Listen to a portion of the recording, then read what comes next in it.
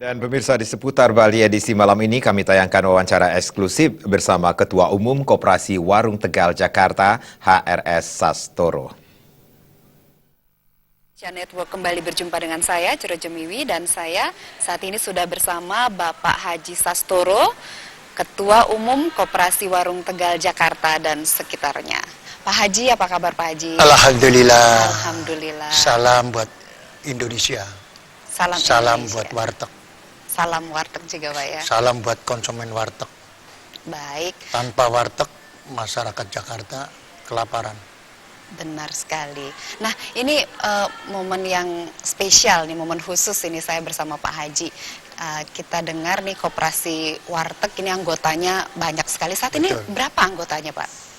19.800-an, hampir 20.000. Hampir 20.000. Dan itu untuk wilayah Jakarta saja? Jakarta ya, sekitarnya. Jakarta dan sekitarnya ya. Itu bisa diceritakan sejarah terbentuknya seperti apa Pak? Pada tahun 1982,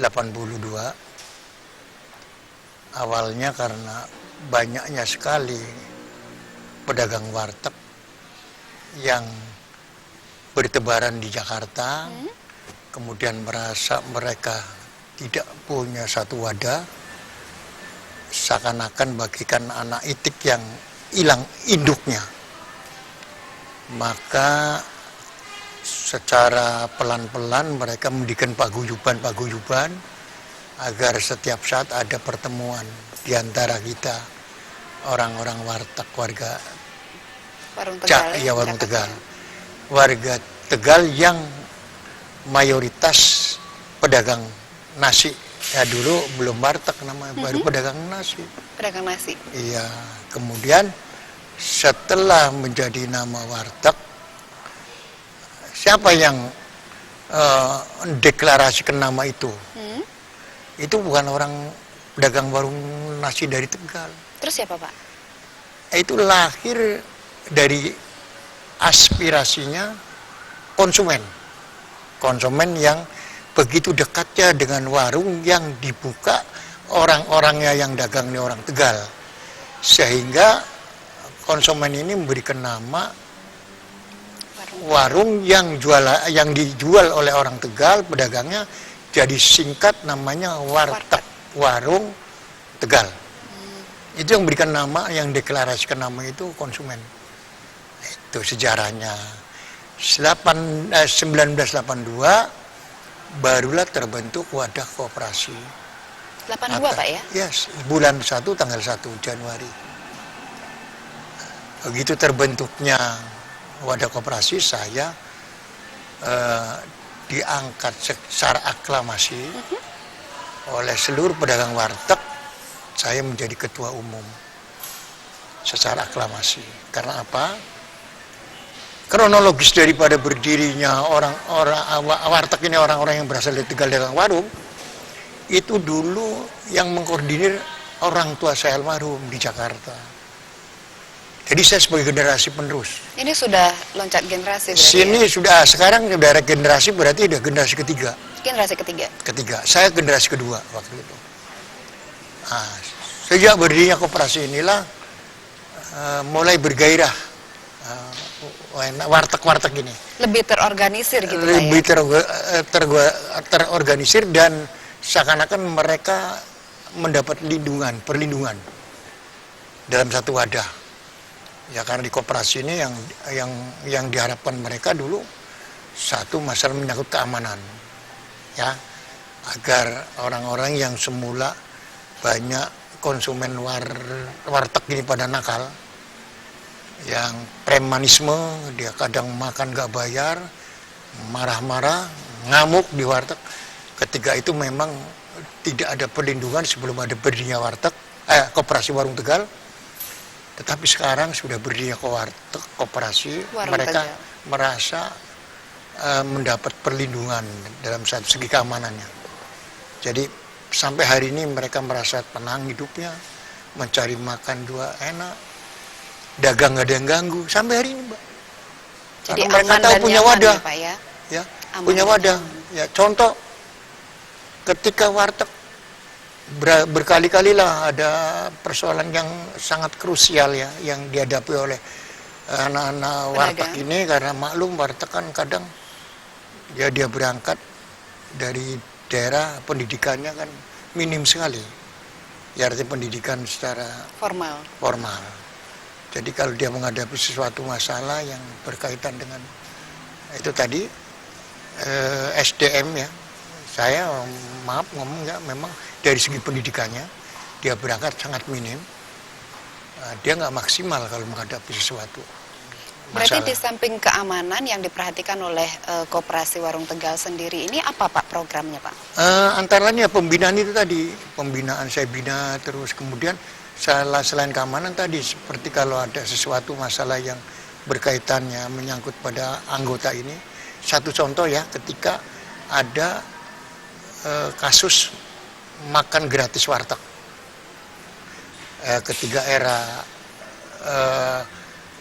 Menteri Sosialnya si Tutut itu, anaknya Pak Harto, itu kan ada program makan nasi gratis di warteg ya.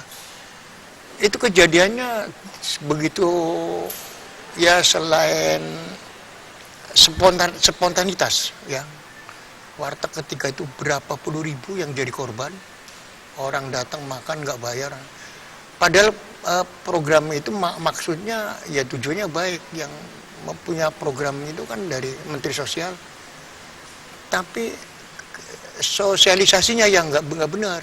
Jadi ketika hari H jam ditentukan harinya dan tanggalnya apa ditentukan, seakan-akan seluruh warteg itu menerima makan gratis. Padahal tidak, seharusnya per wilayah ada sekian warteg, ada sekian ditunjuk oleh dinas sosial. Tapi waktu itu ada kekeliruan sosialisasinya. Begitu hari itu seluruh warteg di Jakarta pada makan, orang datang dan tidak bayar. Berarti permasalahan-permasalahan itu seperti satu ini contoh ya. Nah di situ semua warteg hampir nggak bisa dagang karena habis semua dimakan, makanannya nggak dapat duit, nggak bisa buat modal perputaran modal kerja. Nah, saya mau nggak mau karena punya wadah koperasi, saya ngatasi, Mbak, alhamdulillah waktu itu sampai selesai ya, dibayar. Nah, itu contoh yang pernah terjadi. Kemudian terakhir ini yang mungkin ya masyarakat Jakarta dan sekitarnya Indonesia saya kira umum tahu cerita tentang pajak 10% konsumen ketika gubernurnya Pak Ujibowo itu kan warteg sasaran yang pertama dikenakan pajak konsumen 10%. Itu resah lagi warteg. Nah waktu itu ya saya sebagai Ketua Umum Koperasi Warung Tegal mau nggak mau saya intervensi juga masalah ini. Karena apa? Jadi seakan-akan gubernur melihat keadaan warteg ini kayak nggak berdaya ya, jadi seenaknya gitu. 10% konsumen dikenakan pajak. Nah ini bagaimana menghadapi kalau konsumen makan warteg kenakan 10%, dengan warteg kan sistem manajemennya alami, orang datang makan bayar, terus pergi, orang datang makan pergi, gitu aja ya. Kalau itu pajak kan harus bikin bon, bikin apa. Ini yang tidak mungkin dihadapi oleh masyarakat pedagang warteg. Saya berjuang keras, saya intervensi di sini sampai habis-habisan dengan Gubernur DKI. Dan akhirnya berhasil, Pak ya? Akhirnya berhasil. Karena ini sebagai percontohan di Jakarta dulu, Mbak, waktu itu 10% untuk warteg ya, yang jadi sasaran untuk di Jakarta dulu pedagang warteg. Dan pada akhirnya akan berkembang ke daerah-daerah lain. Nah, kita berhasil waktu itu ya. Ya, baik Pak. Ini prospek warteg sendiri Bapak melihat walaupun di Jakarta jumlahnya sudah puluhan ribu, ya, prospeknya sendiri gimana Pak? Masih oke berkembang untuk di Jakarta sendiri, bahkan di Indonesia kalau Bapak lihat secara umum? Ya, masih, kalau kondisi sekarang ini Mbak ya, ini perlu juga masyarakat penggemar warteg ya. Saya juga kalau dalam kondisi sekarang ini prospek kedepannya ya mudah-mudahan ada perubahan, tidak ada lagi harapan yang indah lagi ya. Ya harapannya sih pengen yang indah lagi, tapi ada beberapa tahun ini memang warteg menghadapi satu kendala yang paling sangat memprihatinkan ya, nggak seperti tahun 2000-an ke sana. Tapi sekarang ini kesulitan kita, kendala pertama adalah pembantu. Pembantu ini sangat sulit sekali, walaupun gajinya cukup, lumayan ya, UMR apa, pembantu untuk bantu tenaga Operasional wanitanya, ya, ini sulit kita ada kesulitan pembantu karena kebanyakan pembantu ini direkrut ke tenaga Keluar negeri. tenaga Kerja keluar negeri. keluar negeri. Ya satu contoh sekarang banyak pembantu warteg beralih dia pindah ke luar negeri, ke daerah sasaran pertama dia kerja, hampir semua kumpul di Hong Kong. Sampai saya pernah ke Hong Kong, Mbak, ternyata pembantu-pembantu warteg kumpul di sana. Mereka pindah, gajinya lebih besar di sana. Di sana gaji dinilai dengan uang rupiah 6 juta. Kita Sementara warteg kalau di sini? Di sini paling kita tinggi 2 juta. Jauh kan. Jadi lebih baik keluar dari kandang, dari rumah, kerja sekalian ke luar negeri 6 juta. Di warteg 2 juta, jauh kan, bedanya 4 juta. Ya. Nah ini kita kalah bersaing masalah Tenaga Pak ya. tenaga kerja dengan bayaran gaji yang cukup besar ya, nggak mungkin. Jadi kita paling sini 2 juta. Paling-paling kita kadang dikasih ada uang tip ya. Uang tip kalau lagi dagangnya rame, apa kan warteg kan nggak menentu. Kalau lagi rame ya, anak buah kadang kasih Lebih Pak ya. ada ya. Kemudian kalau mereka pinjam apa, ada kredit sepeda motor, kasih bantuan. Nah Itu selain aja. masalah tenaga kerja, kalau permodalan bagaimana Pak? Kalau buat kita tidak ada masalah Tidak ada permodalan, karena modal Justru pada tenaga dasarnya, kerja yang masalah. ya antara dari kita ke kita. Jadi karena yang jualan warteg ini hampir seluruhnya ada semacam rasa familiarnya itu tinggi karena bukan orang lain, itu masih ada kaitannya silsilah keluarga. Jadi kalau ada kesulitan dari segi permodalan di sana Saling membantu. ya bisa bantu ke sini. Baik. Modal tidak ada masalah. Baik, Pak Haji, pertanyaan terakhir ini Pak. Kita mendengar bahwa akan dibuka warung Tegal di luar negeri dan dimulai dari Johor Bahru, Malaysia. Itu kabarnya gimana itu Pak? Jadi begini, memang kita ini sudah lama ya mau go internasional warteg ya. Dulu saya sudah pernah ada tawaran dari Menteri Agama yang dulu yang lama, Surya Dharma Ali, mau buka warteg di Pasar Seng, Mekah. Mau, tapi realisasinya belum sampai ke situ. Kita ganti menteri, belum. Padahal kita sudah survei, sudah ada agreement di sana. Kemudian di Melbourne di Australia juga pernah kita ke sana. Setelah saya pelajari tidak begitu menguntungkan. Tapi setelah kita ada koordinasi dengan Pak Menteri Koperasi ini sekarang, Pak Yoga. Pak Puspayoga. Ya, Pak Puspayoga inilah yang membuat saya bangkit kembali, nengok ke belakang bahwa ini perlu go internasional di warteg. Beliau sarankan ke Malaysia. Nah, saya sudah survei lokasi sana ke Malaysia, salah satunya di negeri Johor. Nah, saya ada survei ke sana. Saya sangat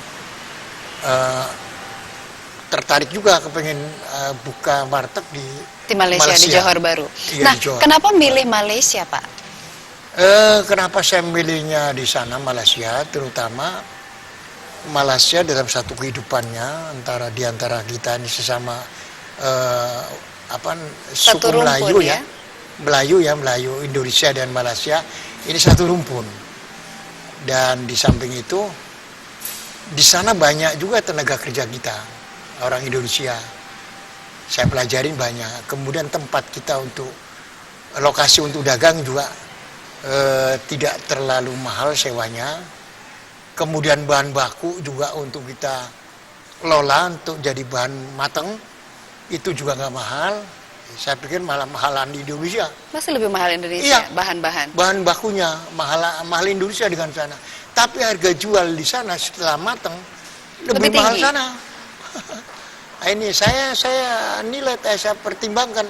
Loh, Padahal apa-apa murah ini bahan baku, tapi setelah kita makan di kedai itu, Lebih mahal jadinya. iya bisa 10 ringgit. Nilai 10 ringgit itu kalau rupiah 30.000. Sampai saya bilang kalau saya ada warteg di Johor Bahru ini, saya jual nggak usah 10 ringgit.